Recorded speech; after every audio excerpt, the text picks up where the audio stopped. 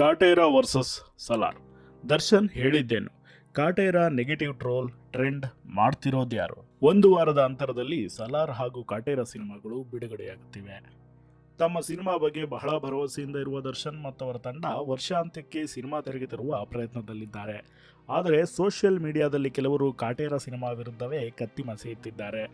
ಇದ್ದಕ್ಕಿದ್ದಂತೆ ಕಾಟೇರ ಕುರಿತು negative trend troll ಶುರುವಾಗಿದೆ. ಇತ್ತೀಚೆಗೆ ಸಿನಿಮಾಗೋಷ್ಠಿಯಲ್ಲಿ Darshan Kaatera cinema release date ಬಗ್ಗೆ ನೀಡಿದ್ದ ಹೇಳಿಕೆಯನ್ನು ತಪ್ಪಾಗಿ ಅರ್ಥೈಸುವ ಕೆಲಸ ನಡೀತಿದೆ. ಇದೇ ವಿಚಾರ ದರ್ಶನ್ ಅಭಿಮಾನಿಗಳ ಬೇಸರಕ್ಕೆ ಕಾರಣವಾಗಿದೆ. ಕನ್ನಡ ಸಿನಿಮಾ ಬೆಂಬಲಿಸದೆ ಪರಭಾಷಾ ಸಿನಿಮಾ ಬೆಂಬಲಿಸಬೇಡಿ ಎಂದು ಮನವಿ ಮಾಡಿದ್ದಾರೆ.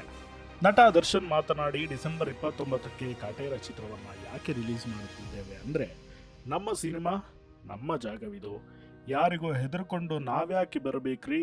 ನಮ್ಮ ಮನೆಗೆ ಬರೋಕೆ ಅವರಿಗೆ ಹೆದರಿಕೆ ಇರಬೇಕು, ನಮಗ್ಯಾಕೆ ಹೆದರಿಕೆ?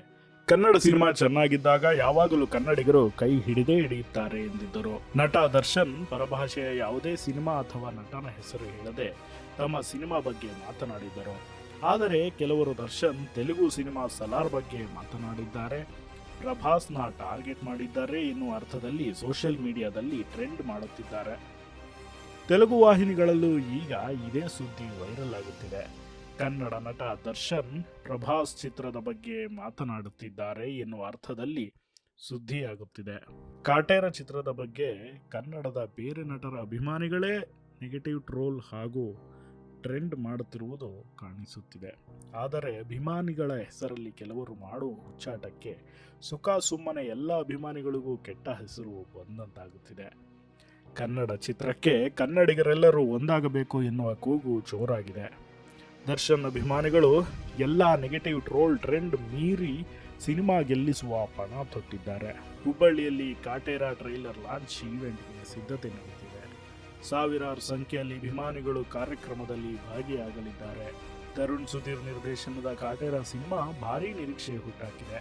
ರಾಕ್ಲೈನ್ ವೆಂಕಟೇಶ್ ಚಿತ್ರವನ್ನು ನಿರ್ಮಾಣ ಮಾಡಿದ್ದಾರೆ.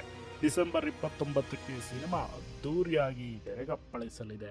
ಕೆಜಿ ರಸ್ತೆಯ ಅಕ್ಕಪಕ್ಕದ ಚಿತ್ರಮಂದಿರಗಳಲ್ಲಿ ಸಲಾರ್ ಹಾಗೂ ಕಾಟೇರ ಸಿನಿಮಾ ಬಿಡುಗಡೆಯಾಗಲಿದೆ.